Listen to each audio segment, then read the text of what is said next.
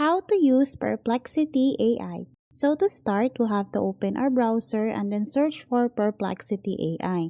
And then in here, we'll have to tap on the first one. After that, it will automatically redirect us to their website. So in here, if it's your first time opening the website, you will have to create an account. But since I already have an account, what I'm gonna do is to give you a tour about this website. So in the left part of the screen, you will see this Discover option. If we tap on this one, it will show us different articles, events, and even news. And then if we tap on the Spaces option, in here you can create your own space, upload files, and then collaborate with others. And then if you tap on the Library option, in here you will see your previous threads. So if you want to create a thread, you can either tap on the Home option or simply tap on the New Thread option. So in here, what you need to do is to go on this Ask Anything, and then after that, it will show you different questions that you can choose. But if you have a specific question, you can simply type it here.